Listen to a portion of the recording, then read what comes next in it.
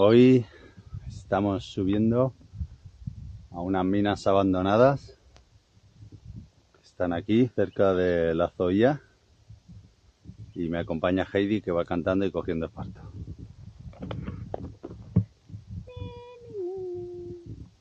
Las minas a las que nos dirigimos se denominan Minas de la Calera y fueron explotadas para la extracción de mineral rico en hierro desde 1884 por una sociedad francesa, iniciando las prospecciones en la mina La Fragua. Y arriba es a donde vamos. Pero primero vamos a ver un póster que hay allí. Parece bastante interesante, con el que bajaban el material de las minas.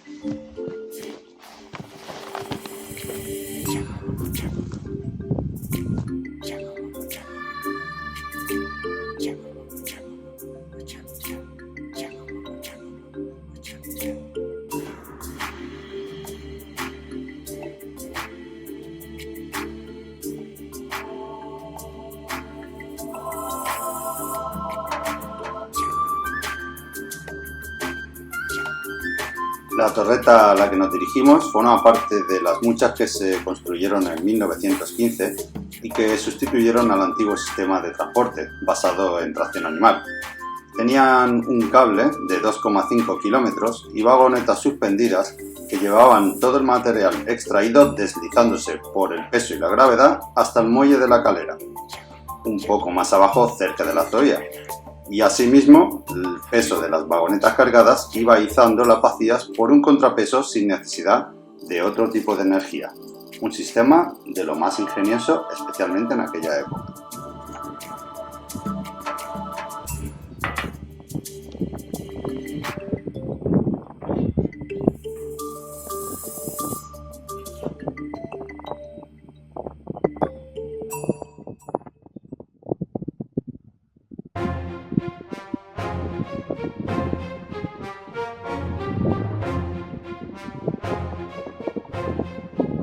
Una buena pista desde aquí.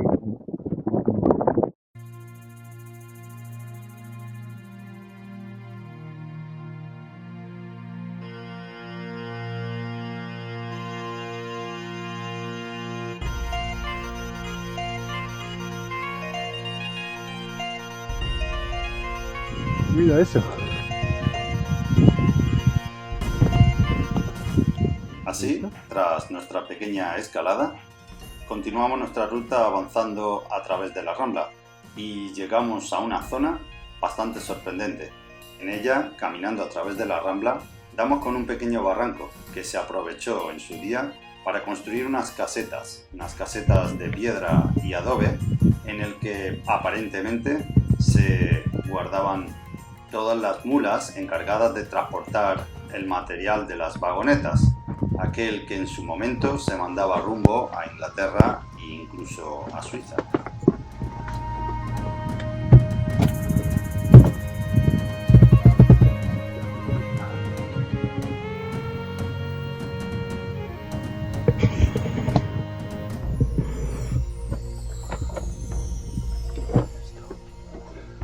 Está comunicado. Da un poco de yuyu de que se vaya a producir un desprendimiento.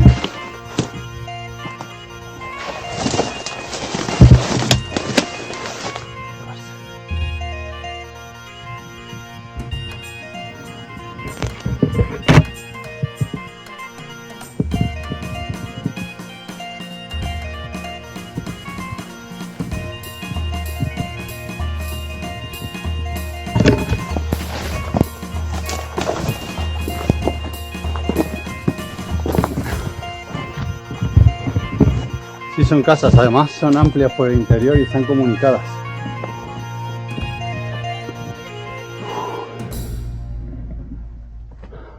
¿Sí? Sí.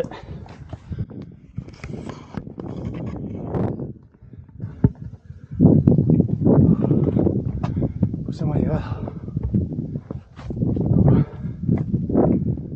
La flora de Murcia que se conoce en la actualidad es de unas 2.000 especies, casi un tercio de la flora de la España peninsular. Eso y el clima que tenemos hace que sea un regalo a los sentidos recorrer estas sierras. Nada más llegar encontramos algunas edificaciones bastante ruinosas que sin lugar a duda albergaron al personal que trabajaba en la mina y a su vez sirvieron de almacenamiento y administración del negocio.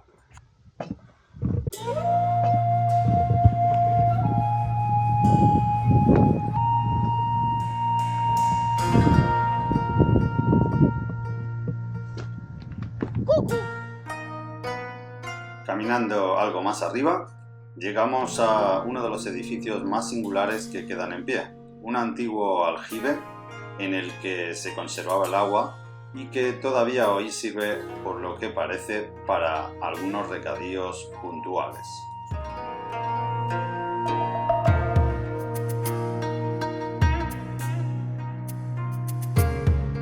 Está lleno.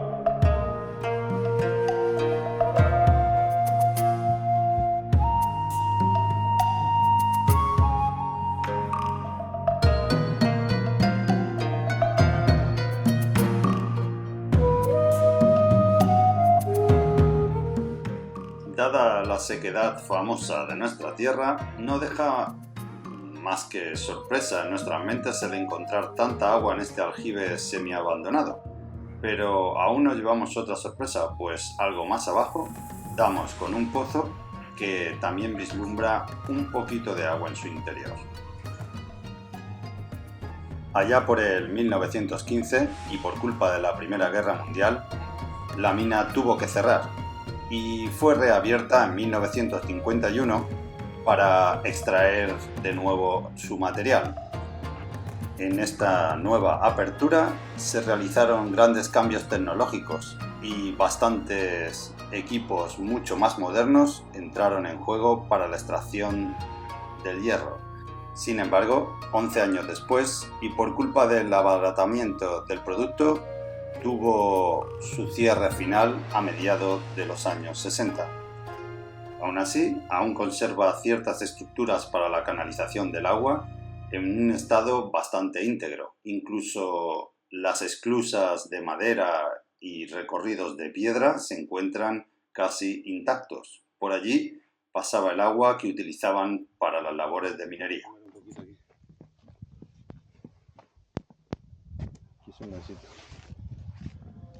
Los inconvenientes del camino.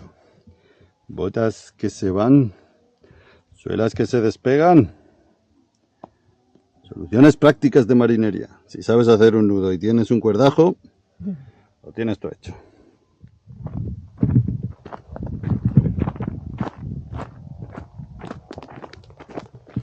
Bueno, y con eso y un bizcocho hasta mañana a las 8. Vamos a regresar antes de que se acaben de caer la suela de los zapatos. Antes de que vaya patinando por la arena. En trocitos. Naked and Afraid. Aventura en pelotas 2. Se acabó la investigación por hoy.